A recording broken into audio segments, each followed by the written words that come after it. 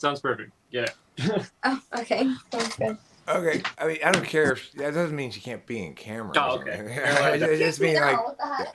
um, He's like, leave. And I'm like, okay, fine, rude. okay. So first question I always ask is, have you watched a lot of my typing sessions before? We kind of browsed maybe six or seven or so, not watching any like all the way through, just kind of skipping along because I like to skip around on things. Okay. I've got a decent amount of chunk of information on the functions and on how all that works, and I have a fairly correct. Well, I don't want to say correct because that might not be correct, but I think I have a fairly good idea on what I might be because I've been studying it for 10 months or so. But you're the guy that we know will go through and tell us if we're bullshit or not. So that's where we're coming to you for that, to make sure that we've got the right information instead of going through and having the wrong information on things. Okay. So the first question I'm going to ask is linked to the potato touching waiter story. Are you familiar with that story? No. Okay. So what I'm going to ask you to do is provide a comparable example of something happening like this with your knowledge functions in your life. So one time I used to go to this place called Norm's, and I sat at the counter and I noticed that when people ordered a meal, which came with a baked potato, that the waiters would push the baked potato open with their fingers to get it to open up, and then they put the butter in it, right? But I didn't like that. I thought to myself, if I order a meal, I got to keep my eye on them when they're making it to make sure they don't touch my potato too much, right? Right. So some time later, I returned to the restaurant. In fact, I did order a meal. And I was at the counter again. I said, I'm going to keep an eye. I was watching it, eagle eye, and then was surprised when the waiter came over and handed me a plate. How did I not notice this happening? And then I looked down and realized I'd gotten rice pilaf, not potato. So there was no reason to keep an eye out for them touching my potato because I wasn't going to get a potato. When they asked what I wanted with it, I said rice pilaf. I didn't say baked potato. This is an example of me remembering a rule I set for myself that didn't apply in this circumstance, but I tried to apply it while ignoring the obvious reality that trumped it. Do you have any example of your knowledge functions interacting such that your one kind of assumption turns out to make you go duh at the end? Can you give me such an example? For when I go duh on those kind of things, I understand what you're trying to say for the rules that apply, but I want to say my major weakness where I go duh on everything is maintaining everything. When I go through and I'm setting rules on I need to get this done, I need to get that done, I need to get this done. So I try to make lists or something on how to do that. Like, for example, my car tire has been mostly flat for the last week or so, and I pump it up every day. And I know it's a duh to go through and fix that. And I should obviously go to the dealer, or not the dealer, I should go to Les Schwab because they do it for free. And I should just quickly go there and spend 20 or 30 minutes. And I know that's a really big duh for me to go through and set that principle in the back of my head there. But I just don't, because I don't want to deal with getting the tire fixed, because I just went there 2 weeks ago to solve that same problem and they didn't solve it. So I know I should logically go back and solve that, and then I don't. I'm going to give you a little demonstrative TE. Get a can of fix a flat. What you're describing is what I call the key command conundrum, which is, or the key command quandary, depending on what you want to call it, but which is, in certain apps, you can set up your key commands, right? Like, well, when I want the app to do this, I'll push Shift Alt 6 or whatever, and then it'll execute that command. Right. But in any given instance, it's always easier to just select the command from the menu. Right. So it's always a question of when do you set up your key commands to enable an easier process versus when do you prioritize executing it right now over overall ease. So, okay. So you're saying that you tend to like, all right, well, let's talk about if you are, when you leave the house to drive someplace, how often, if ever, are you driving and you say to yourself, wait, where am I going? Almost never. Almost never will I do that. Usually I'm got something set along to where if I'm on a drive, I'm either have an article up that I'm reading and I've got the Google thing to where I'm pulling on that and I'm reading an article, or I've got an audiobook up and I'm reading that. And I usually have a pretty good idea where I'm going because usually there's a plan beforehand on what's going to actually happen on the way there. So we're going this way, and then we have to go this direction and go that way. So I kind of never have that spot to where I know what you're talking about, to where you're just time passes by. I want to say you're going through and trying to where like time's just gone out of that. If I'm reading correctly. I mean, what happens to me almost every time I leave the house, because I make the decision to go, say, get cigarettes or something, Right. and then I'm walking to the car, usually with Rachel, and I'm saying, so anyway, blah, blah, blah, blah, blah, blah, blah, blah. And we get in the car, and I'm blah, blah, blah, blah, blah. Or maybe if I'm by myself, I'm thinking about something in particular that's not related to where I'm going. And so then I end up turning up the top of my block, going this way and going, and then I reach a certain point, I go, wait, where am I going? Am I going the right direction? Because I'm in the middle of still explaining something to Rachel that she didn't ask to be explained to about. You know, She's relating with it back there. I can see. I am FE, so I do pick up the involuntary cues, and also the degree to which they're involuntary, I guess, to some extent. So I'm jumping between. For me, it's kind of because none of these things are close at all. But I'm relating with the like how NI is, but not subconscious, and then how ENTPs are, but not some of the problems, and kind of how INTPs are. So currently, when you're talking about this in your head, I'm already kind of trying to read what you're trying to do from the question that's going to happen. Sure. So I'm trying to go and read what the underlying purpose is, which is why I was relating to what they say about NI, but I just don't think I have a full or good enough understanding to go and figure that out. To where she's relating on that, but usually when it comes down to the plan and figuring that out, I usually have a pretty good idea of every place that I'm going and where I'm going the whole way, to where, say, for example, we're going to head out to a city that's 2 hours away after the call, maybe an hour from that. And I usually have it planned out when we're going to stop for gas, and to like a vague extent, and then more or less what's going to happen along the way, because I don't want a whole bunch of things to go bad. So in that aspect, I'll usually have all that not perfectly planned out to a T. It's just kind of all up in my head.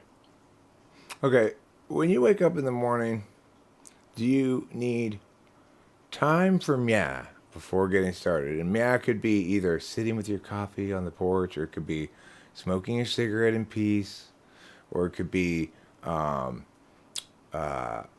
getting cozy with a blanket on the chair and just sort of taking my time waking up, or anything like that.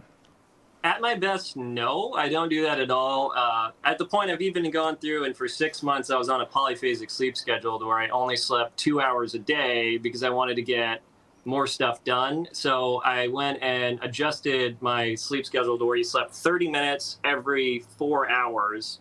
And then you did that over and over and over again, to where it was pretty much never, you never really slept more than just napped. And at my best, which was until just a couple months ago, I would just do that over and over and over again and really never run into any issues there. Okay. So I just get up, and then I already know what I'm supposed to do, and then I go and get that done. What do you have going on later today? So later today, the general idea is on Saturdays we go through, because I run my own business, we go through and pick up packages from our UPS store, which is returns for the business. We might go through and do something over there related, because I like to do photography on the side, and then do some photography that's just personal photography to take photos. And then more or less come back, process those returns, not in like a general order, just kind of a general gist of what's going to happen for the day, process the returns, and then I have more orders to place for my business. Do you have any appointments besides me? No, I usually don't do appointments that awful much. I used to be in a lot of business meetings all the time, but then I just had some friends that were really in their feelings and didn't like me very much, so they talked me down a whole bunch for me being, I want to say, insensitive the whole time. They didn't like me because they said I was really insensitive all the time, so then they kind of pushed me out of those groups for being too insensitive. Can you relate to me the specifics of a conversation you've recently had with a store clerk or a waiter, or somebody you're encountering in a brief commercial exchange of some sort? Well, 99% of the time, I'm usually going to avoid the store clerks and all that, because I'm usually just going to run to the self-checkout, because that's the easier way to get something done. Is I'll go directly and I'll pick up everything in the store, and then I'll run to the self-checkout, and then I'll go directly out and then move towards what I need to get done there. Okay. Can you tell me the last time you went to a store and executed some variation of this protocol?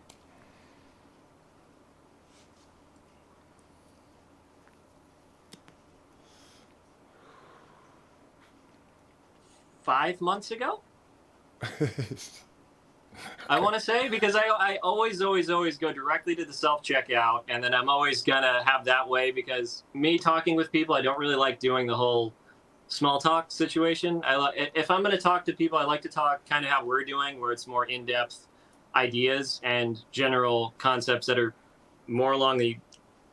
Okay, all right. I want to say intellectual, but I want to say that's too big of a word. More just. Let me tell you about an exchange that I had that was very casual, not anything worth remembering, but that I recall anyway. So on the day before Thanksgiving, Rachel and I went to the supermarket to get a turkey and some stuffing and a couple of other things. And when I got to the cash register, the guys both looked kind of harried who were working at the cash register. And I said, "Busy day at the supermarket, huh?" And then they sort of like, "Oh, yeah, it sure is." That was it. Okay, can you relate an actual exchange with an actual person that you've had of that little significance? The actual specifics of it, without using the word usually. And without getting help from your girlfriend. Without using the word usually is kind of hard. Okay. Because I would say usually this is my general protocol for handling that. Uh-huh. And you usually, when asked for specifics, explain what you usually do instead? Yeah, I usually explain what I'll usually do most of the time. What do you think I conclude from this? What are you demonstrating the textbook classic 100% example of? If I were to show this and hold this up and say, "This is what meow looks like," what would I be talking about? Well, there's a couple things you can draw from it. Either the person's extremely introverted and doesn't like people. They either have extremely high TE because they're going through and getting stuff done all the time, or something's going on in their life that's making them not want to be around people, and they're not introverted. They just want to go through and handle those situations in a way because something's going on for that. So there's a couple different possibilities you're going to have to hold in your mind when it comes to it based on the conclusions you're trying to draw. So probably the conclusion you're trying to draw from is it's really high TE because I do run my own business, because you're going to have to take that into account. So you would say, what would you consider it? Introversion? No. Okay, so and the other thing is your theory here or analysis of what I was doing is classic textbook mistaking your seventh for your fourth. So basically the first thing you said is it has to do with FI. That I must be making conclusions about what you want, what's important to you, feelings and people, basically. What I'm asking about is SI. How able are you to relate insignificant specific details from your own experience? And you are very unable to do so, and you do what I make fun of SI polar people for doing, which is every time I ask you a specific question, you answer with, "Well, usually I'm," yeah. Right. And it's most specific to one type that is the type that I can type faster than any other type because they all do this exact same thing that you're doing and nobody else does as hardcore as you guys do it, is ENTJ. So that's just absolutely classic textbook ENTJ SI polar. You literally cannot relate details from your life. So if I were to tell you a story right now, an SI style story, your eyes will glaze over in about 5 seconds. All right? It goes like this. So yesterday after Rachel and I got up, I was like, maybe we're going to make this video. But then I was like, it doesn't seem not that energized. And she wasn't really that energized. And then we realized, hey, we're almost out of weed. And so we went back and forth and we discussed, should we go to the weed store now or later? And there was something else we wanted to get. We wanted to stop by Smart and Final and I think get some oatmeal, was it? It wasn't oatmeal, but it was something. Anyway, so this is an SI story where I'm relating to you shit that doesn't matter. Why do I remember it though if it doesn't matter? Because that's my knowledge function. It's particularist. In other words, I remember my own experience and hastily generalize out rules from it in a wrong word inferential, in a wrong word inductive fashion, as the way I engage with knowledge. Whereas in contrast, you think everything must have to be that everything follows from rules. Like, so an example of NI run amok in my own relationship is Rachel likes to, and this is not true of ENTJs, but Rachel's an INFJ, likes to look at things like tarot, astrology, numerology, and stuff like that, and come up with explanations for why and if we're compatible. I point out to her, we spend our time together every day compatibly. I completely discounted it. We spend our time together every day compatibly. Why do you need to have some external frame, universal frame, tell you whether or not we're compatible when actual compatibility is mostly measured in actual experience, right? Right. Well, it's because people have their different frames of reference cognitively, and it really defines how they engage with the world. So an NI person isn't going to be satisfied that you're compatible because they experience it day in and day out. They've got to have a good explanation as to why. A typological explanation, an enneagram explanation, or more magical ones. Like, it depends on how your relationship with your TI, if you're an NI dom. If some INFJs are more TI heavy than others, but regardless, they're all prone to that holistic kind of truth, right? Now, you use it instrumentally, which means you're not going to be attracted to anything magical at all.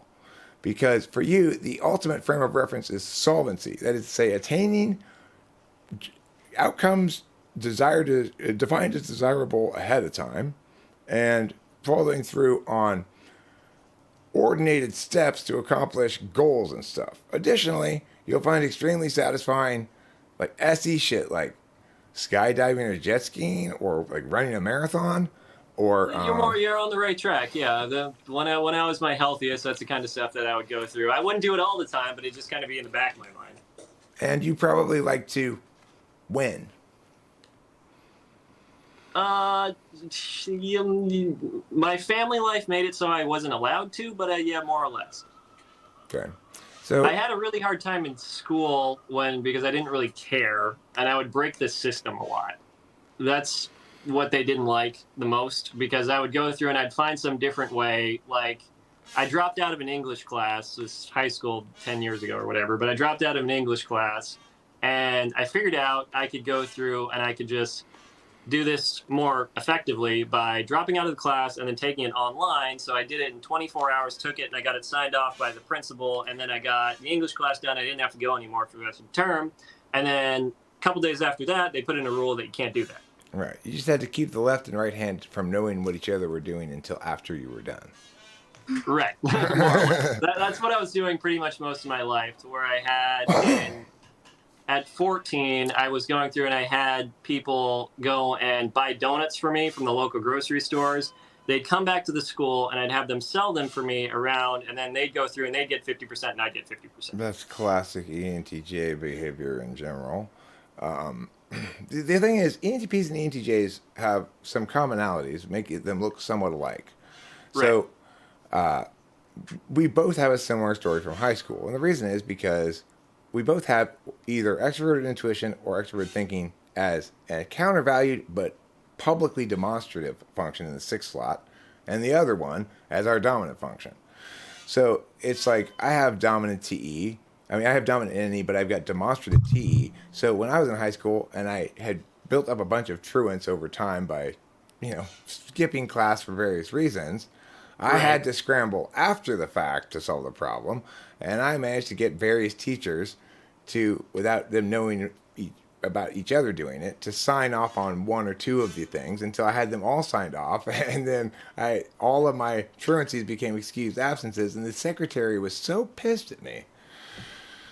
But what could you say about it? That's generally what happened to me, too. I have the exact same story there, more or less, where I just didn't go because I didn't really find a reason to go. I needed a why on what I was going to do all the way through high school. So if there's no reason to do something, I wasn't going to do it.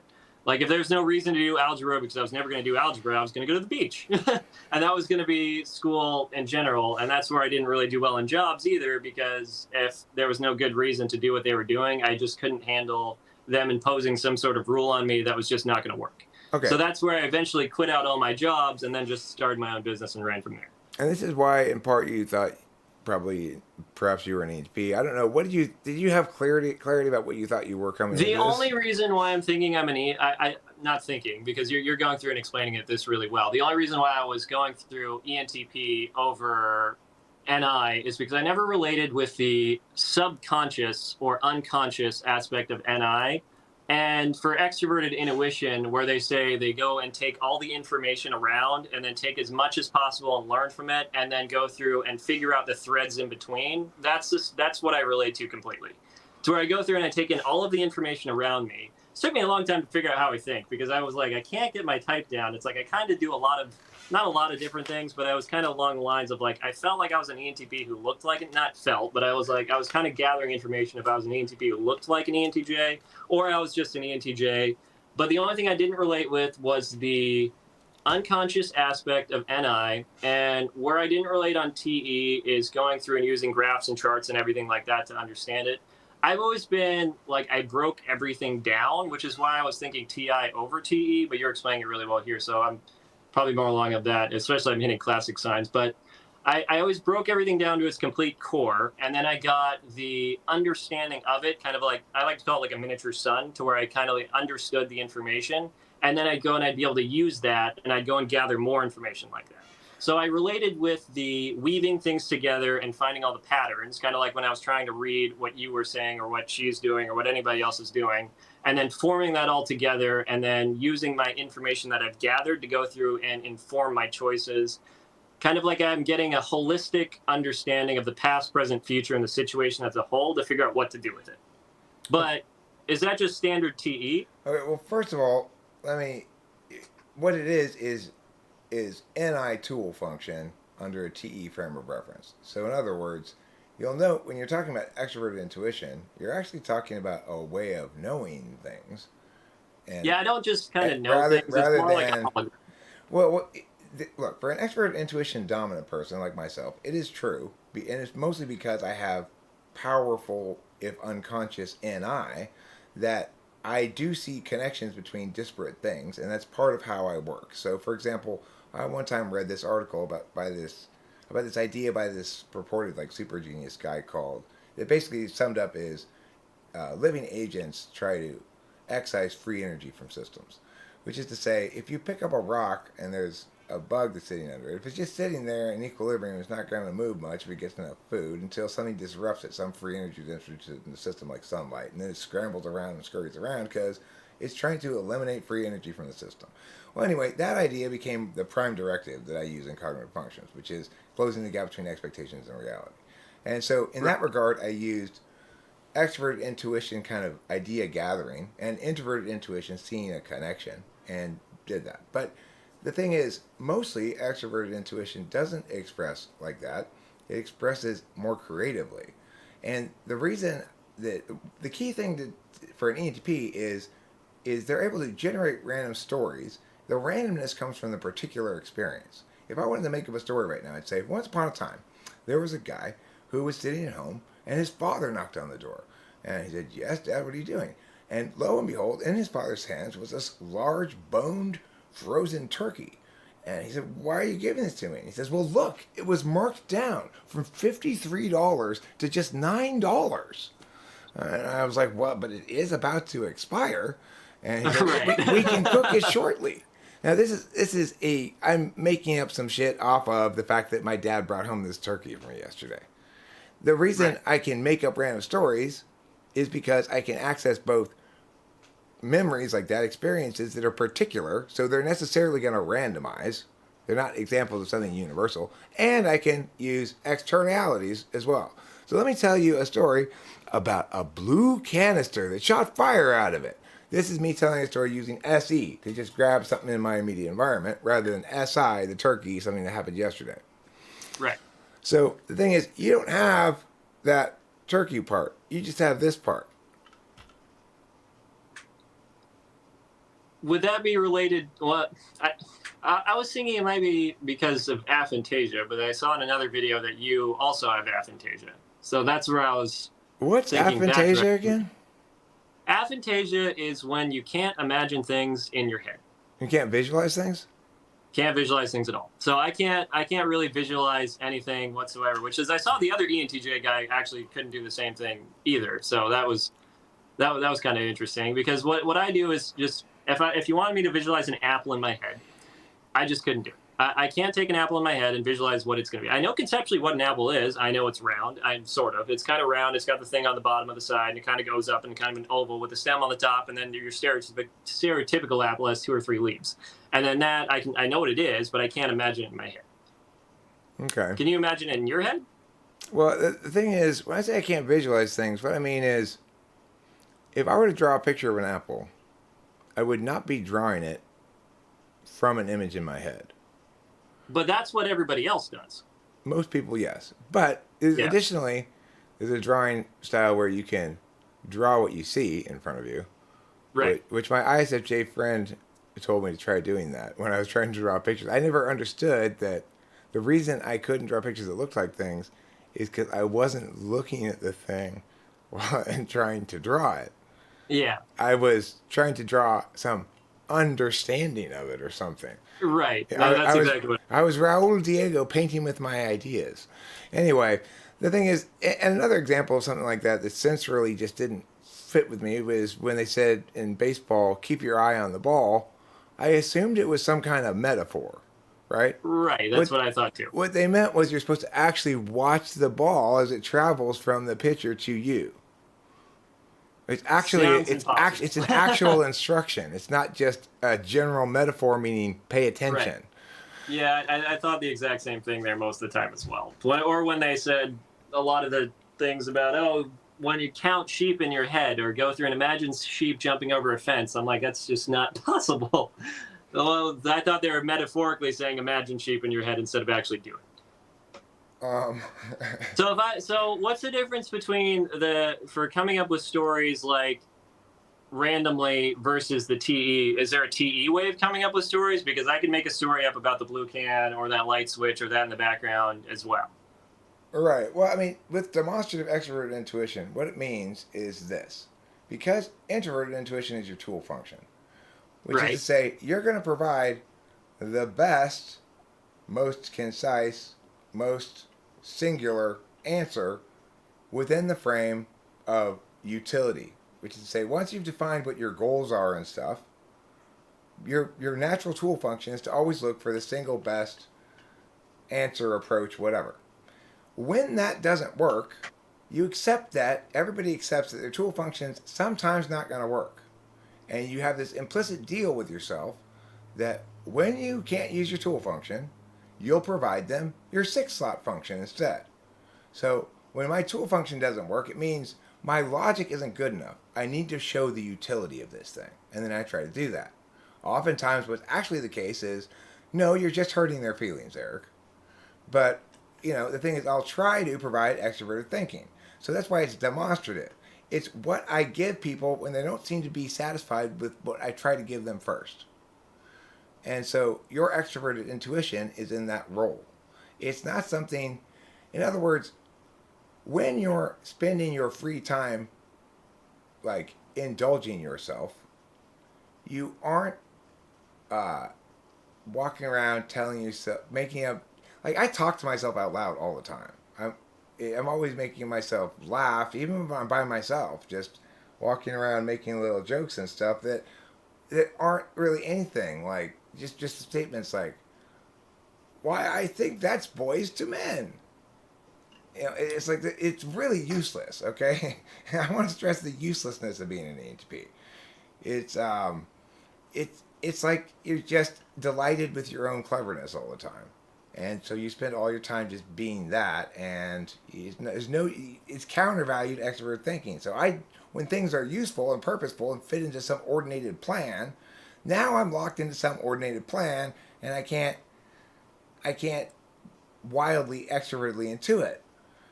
So ultimately, it's countervalued. For you, it's the opposite. You need shit to lock in under some consistent, unmoving frame of utility reference, or else then extroverted intuition is just disruptive. It's like, wait, no, now is not the time to hear more new ideas. Now is the time to execute and follow through on the idea and the plan we've already decided on. We already decided how we're going to deal with this. It's meow way, it's the best way.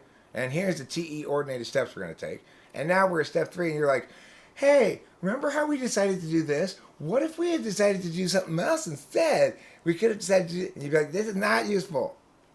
I don't like your extroverted intuition. if extrovert intuition is needed at all, I'll provide it sort of begrudgingly, okay? Because I got my 6 extrovert intuition. That's plenty of extrovert intuition for anybody. And then the way that you're critical about yourself, like if you have SI6, then you get really mad at yourself when you stub your toe. For you, NE6 means you get really mad at yourself if you don't anticipate a problem and have to go back and start over.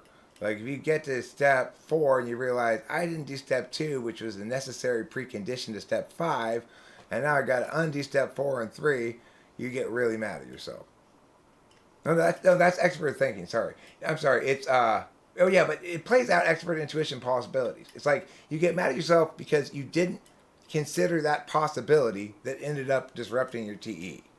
You get really mad at yourself if somebody demands of you more good ideas and you are unable to provide them.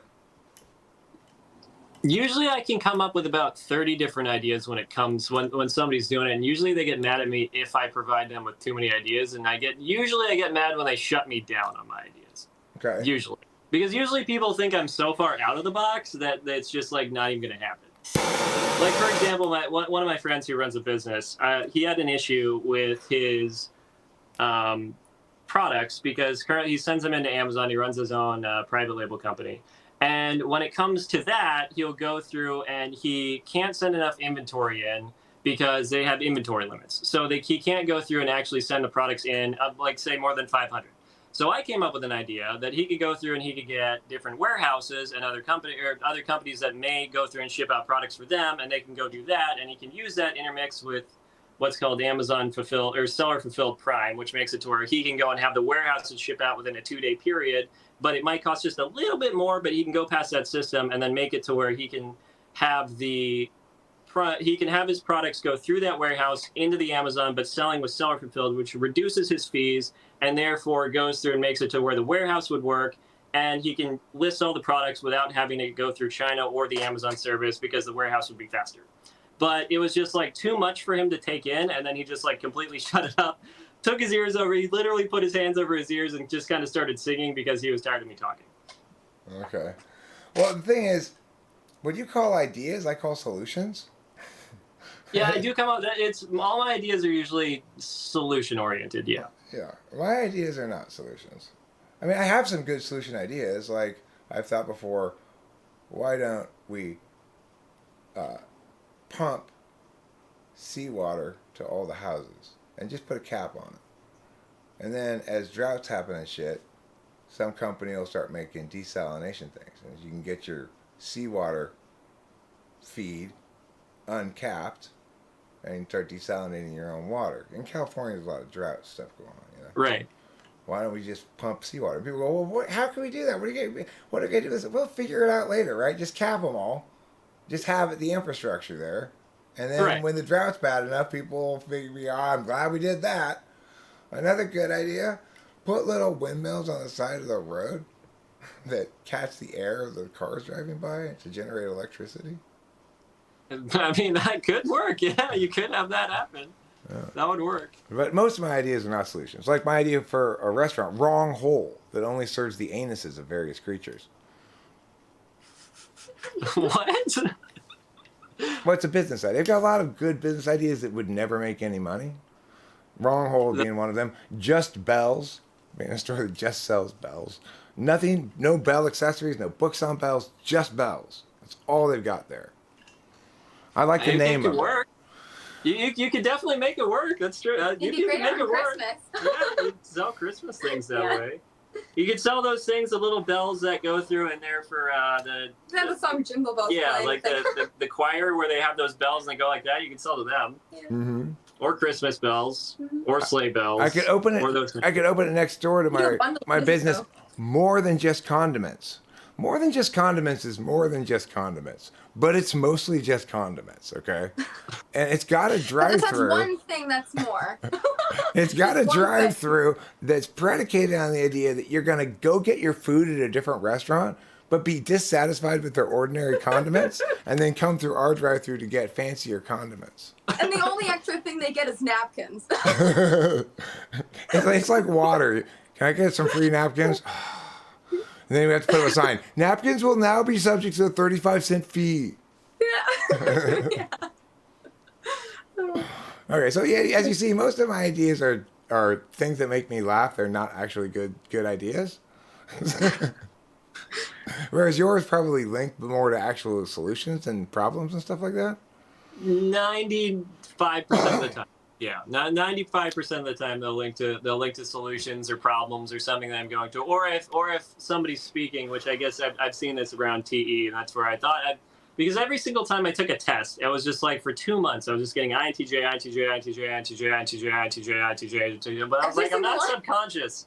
I'm like, everything I took, I was getting that, but then I see where they're saying solution oriented, because when you're usually when somebody's talking to me, I'm like, okay, what's this problem that they've got, and how can I fix it? Like, the whole reason I got into personality to begin with is because we were trying to figure out, because she was like the captain of everything in her school, and she was like the captain of the cheerleading, captain of everything, and she was a valedictorian, 4.0 all the way around. And then when we got together a couple years ago, she just kind of like did a turtle belly flop to where she went upside down like a turtle and was really confused. So that's the whole reason I got into personality to begin with, because I was trying to provide a solution. She went from captain to midshipman? No, she went from captain, and she was valedictorian. She was there, and then she just kind of, when we got together, she just kind of flopped over. Did you call her captain? Was that? Did she insist you call her captain? No, no. She was she was like running everything. So that's where I thought she was more ENTJ like than I was, because I just like don't care to run anything. I hate running the damn business. Like, I hate it. Like, I like it when it's just a sign that you've inadequately delegated. That's all it is. When you got to run the day-to-day, it's just a sign that you've done a poor job of coordinating the delegation and making protocols that allow you to delegate those things more effectively. Why are you doing that work? That's what other people are for. Yeah, that's what I hate doing. I hate doing the daily freaking work. And then at one point, I had 40 people working for me doing that. But then once I had the more people I got, then the less quality came in, which then produced quality issues with the stuff that was going out, which then made it to where I had to cut back, and then I end up running more stuff because it's not good enough because they do that, and that's the whole thing. And then you got to make a protocol for quality control, and then that's another level. And then I got another level of management, and oh my god, I should write a book called "Things ENTJs Say." It's funny. Yeah, because I have set up a lot of protocols on protocol because they just don't work, so I have to set up more. So that makes perfect sense. Nested protocols are a sure sign of protocols run afoul. Yeah, that seems right. So with the tool over the having NI first is why my thinking doesn't seem subconscious like to the INJs, because I don't have subconscious thinking because I'm using TE and then NI to supplement it. Well, you got subconscious introverted thinking. So let me ask you some introverted thinking questions. I didn't even ask you any. If some penguins play Parcheesi, and all Parcheesi players love nacho cheese Doritos, is it necessarily the case that some penguins love nacho cheese Doritos? Yes. Okay. Because some penguins go through and they're playing Parcheesi, and then the Parcheesi people, they love the nacho cheese. So some penguins do, but not all penguins. Okay. Only the penguins that play. If only people from Iceland like iceberg lettuce, and I don't like iceberg lettuce, am I necessarily not from Iceland? Are you necessarily not from Iceland? Well, only some people like it, so that would be the clause of you could like it, you might not, and it doesn't make you necessarily from Iceland or not from Iceland. If I like iceberg lettuce under the scenario I articulated, am I necessarily from Iceland? No, because only some people from Iceland like it. No, because I said only people from Iceland like iceberg lettuce. So therefore, everybody who does like it must be from Iceland. Here, you want me to take those? Thank you. I'm off. I was following. She follows a lot better than I follow on those kind of things. Okay. She does really well on those kind of things in comparison to me. I suck on them. Well, I would suggest that probably you can be quite good at it if you choose to apply yourself, but that you're so busy thinking about actual right. solutions that sometimes you overlook, say, legalistic language. Yeah, yeah. If something doesn't have a use for me, I'm usually not doing it at all. Right. But in terms of validating the external world, if something's going to be useful to you, especially if it's something like talking, you're going to need them to be robust in their introverted thinking, which is why you hired me. Makes sense. Yeah. Just because like I was struggling so hard on it over and over and over and over and over again. right. So fifth slot in general is how we validate external world. That plays out for me as I like NI music. In other words, I don't want your music to be arty or different or expressing yourself or anything. I want it to be an earworm, catchy. I want to sing along. NI plays out as I'm much more likely to criticize something for being messy or complicated than for not really saying anything but being simple and clear. That makes sense. I think. I think it makes sense. Yeah, because being an expert sort of in messy complicatedness means I'm well aware when messy complicatedness is done more well or less well. And in order to be an expert in how to be messy and complicated, I have to have an unconscious, robust understanding of what not messy and complicated looks like. So I typed in ESTJ yesterday, and I asked him to coalesce a long statement into a short statement. I'm going to ask you the same question and see if you answer how you answer it differently. Okay. So here's the statement. When an individual finds themselves in a situation where they can take action that will help the community as a whole, produce positive benefits for a net number of people, and they don't in the process distill harm so it impacts one single individual too much, then the person in question ought to take the prospective action at least some of the time if they want to consider themselves a moral person. Collapse all that down into one simple statement.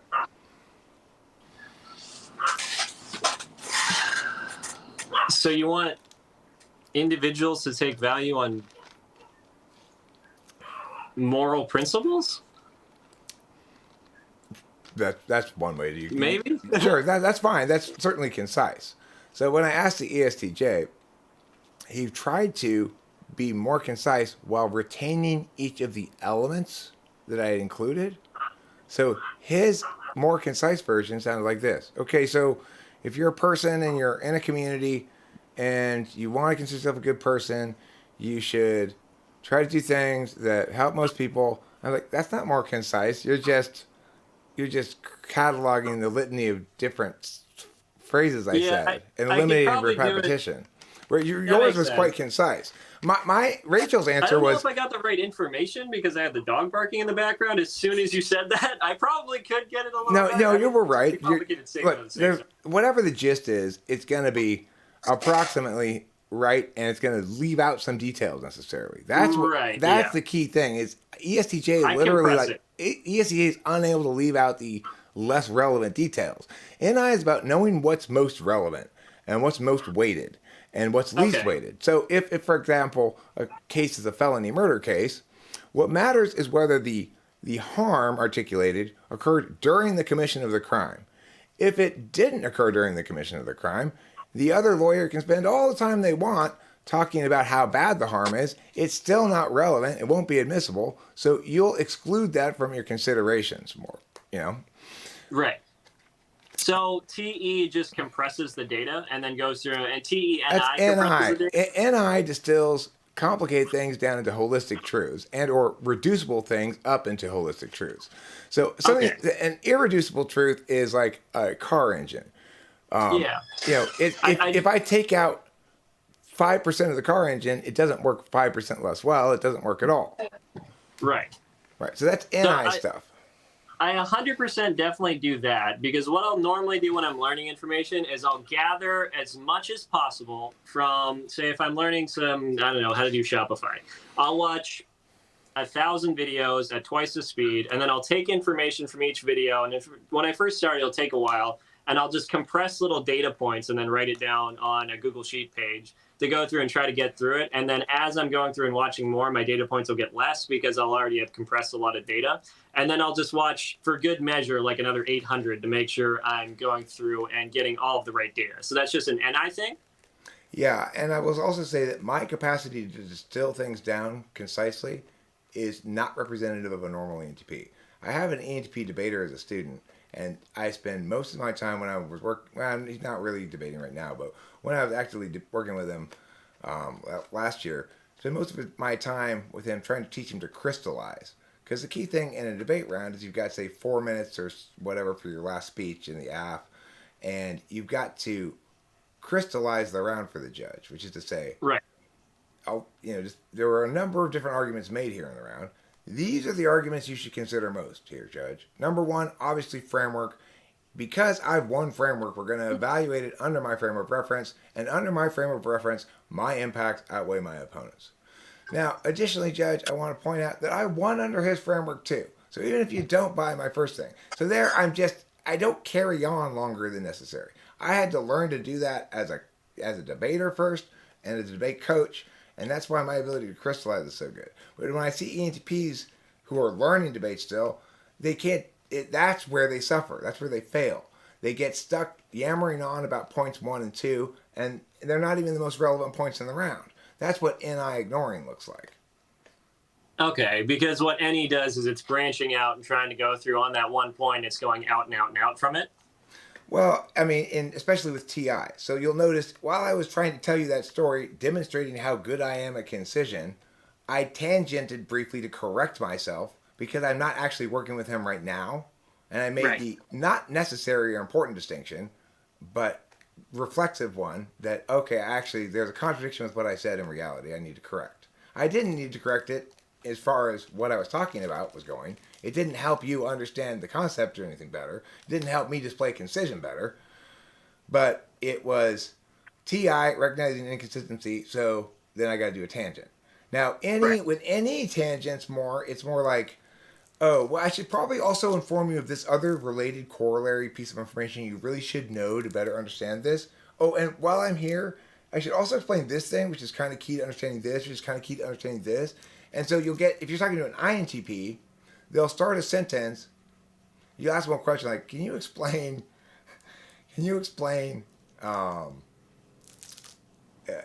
acceleration? Okay, well, first of all, acceleration begins with the idea that like you've got like two objects. I mean, okay, well, first let me talk about the difference between what's an object and just space. Now, granted, there's not really any void, but now, I guess before I talk about the void, let me talk about what it means for there to be a physics. A physics is really an explanation or what, and you're like, wait, explain to me acceleration? But they're like 17 tangents deep, you know? Where I would explain acceleration is just movement forwards at higher speeds generally. A progressive increase of speed. Progressive increase of speed. Yeah. And that's how I would just explain acceleration, just like that, to where I don't really tangent off. I'm just kind of, this is the compressed data of what it is. And here's another ESTJ, ENTJ contrast. I asked him the world mic question. Okay, you've been afforded the power of world microphone for 30 seconds. World microphone means whatever you say gets broadcast to everybody in the world on all channels, translated into every language, all concurrently at the same time. What do you say when you have world mic power? What should you say? Well, what will you say? What will you say? You've been just informed. They just ran in and said, hey, look, you got a note. It says world mic power is going to be turned on in about 20 minutes. You better be ready to go because... Well, in 20 minutes, what I'd usually grab is if I had that, I'd go try to figure out the best possible way for who needs to actually have it other than myself, because I would say that's probably bad for me to have it, because I'm going to generally use my information to go say that, and I'm probably not the best person, so I'd probably... Let me explain how world mic power happens. It's actually... Let me explain how it happens. It's actually a virus that you temporarily contract. Okay? Only to me, right? Okay. And so when you contract it, and they can predict exactly when you're going to contract it, during that 30 seconds, everything you say out loud automatically gets transmitted through some sort of microscopic collective unconscious to everybody at the same time.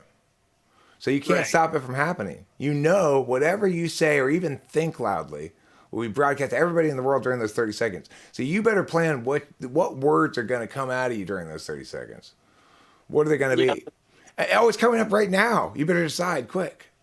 Right. I'd probably say something along the lines of something motivational, general gist of where there's people should believe in themselves and they're better than they really are. And even if they're down, they should be going doing X and X and X. And I'd plan it out something along those lines. I'd probably have something more written down to where if I had it for 30 seconds, it would not just be like that right there, to where it's more motivational along the lines of helping everybody to where they could go through. And if they're in a bad time, they just adjust around, because if people can adjust around in those times, that domino effects and butterfly effects out into everything else.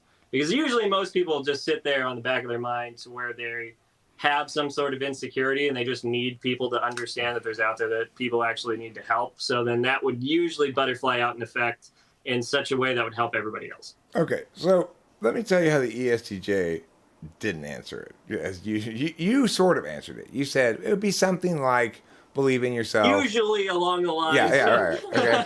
But the way he didn't answer it, he said, I've heard you ask that question before, and I've thought about it. The thing is, I'd have to come up with something original that is my own words. I wouldn't want to say anything that people have heard before, but it's really hard to come up with something people have never heard before that would apply to everybody. So that's any third. Yeah, that's kind of weird. Ni-polar. And it applies even to things like, it doesn't matter what it is. If I suggest something to my dad, no. The answer is no. Like, hey, Dad, right. You're watching the game. You think maybe Rachel and I maybe we'll watch it with you. What do you think? I'm not really watching. Just nah. He needs to have suggested the idea. So we're having dinner tomorrow night with this turkey that he bought, right? But and I'm going to be cooking it. And so this was his idea, and he said we're doing this on Sunday. And so sure, if I come home with a turkey, oh my God, it would be like, what are you doing? This is not in my plans at all, So that makes sense. Yeah. So you're not like that. You're thinking what's most useful to most people, and specifically, you're evaluating in terms of impacts. You're saying, okay, because I wouldn't have to need to be original, because that would just, if people need to be original all the time, then that would make it to where nobody ever needs to talk with anybody, because then it's not all the time. It's where your payoff is. Languages are not original as a whole. It's not all the time. Look, it's your payoff function. The third slot function is your payoff function. So when asked a question like that, I have an opportunity to hit a jackpot on my payoff function. I'm going to say something really clever and original. For you, it's, I have an opportunity to hit my payoff function. I'm going to do something really impactful, where I have this cascading impacts spreading out like a butterfly effect and impact a lot of people, right? For me, I would say it would be an FE thing. I want people to consider me very likable and wise or something, but it would play out as, I'd say it's probably, there's nothing wrong with you, or something kind of funny like measure twice, cut once. Right. That's universally good advice, right? Measure twice, cut once. Always cut away from yourself. More or less. Always cut away from yourself. Right. Or anti-NE advice, like don't try to reinvent the wheel. Yeah, that makes sense. That makes perfect sense. So that, I don't think I have any more questions on that. I think you pretty much covered everything. Because I figured out how I thought, and then once I figured out how I thought, it was only a hop, skip, and a jump to figure out what functions went along with that. And that's kind of, I guess, how I would go and TE figure it out, is figuring out how you think and then go and find the most effective way to go and figure out that solution. Versus she can't do that at all and has a huge problem with that. So I'm kind of interested in what's going to come up with that next. I'm kind of interested too, but before I let you go, I want to share with you something that, since you're enabled to possibly do things with ideas instead of just coming up with them, I've got a really good, easy to automate, money-making idea that you could implement. It's called All Licenses All the Time. And what it does is it sells people licenses for things that they don't need to be licensed for. And the basic advertisement is like this. You can imagine a commercial on TV, right? There's a person, and he's got a little shovel. He's trying to dig dirt, and he's failing and getting dirt all over him. So what am I doing? What's Raul's problem?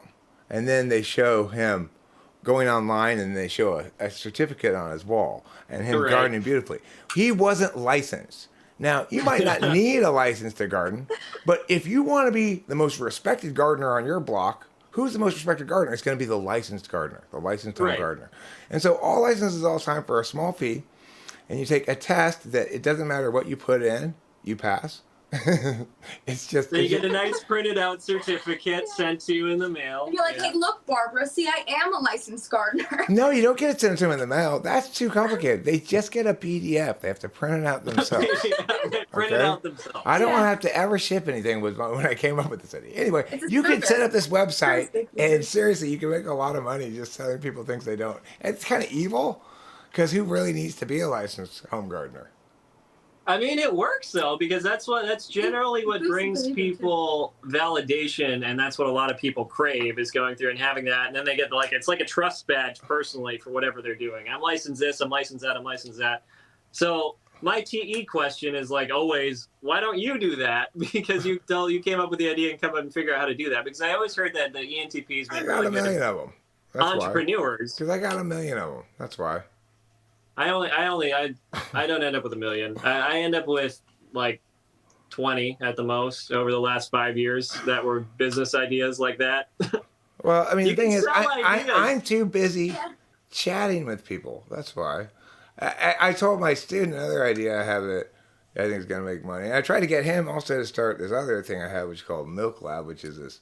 That's hard though. Milk Lab is a really good idea, but it's about like how to make debate into a card game, but it requires a lot of coding. Anyway, the thing is, the reason I don't is because ultimately when I'm liberated from having to do a lot of stuff to sustain myself, which I am right now, I'm not paying any rent or anything, I'm just living at my dad's house. Right.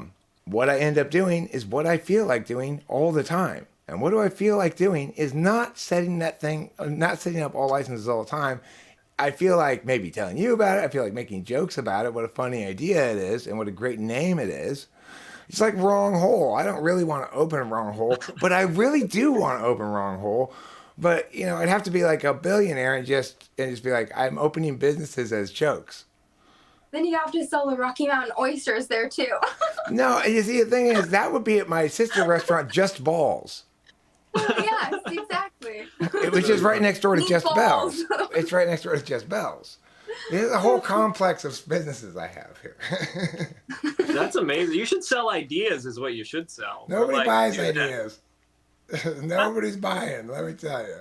I know some SIs that would probably buy ideas.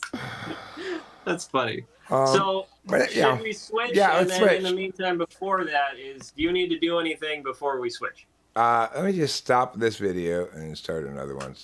Okay, sounds good. Should we rejoin in on the Google Meet thing? You can go.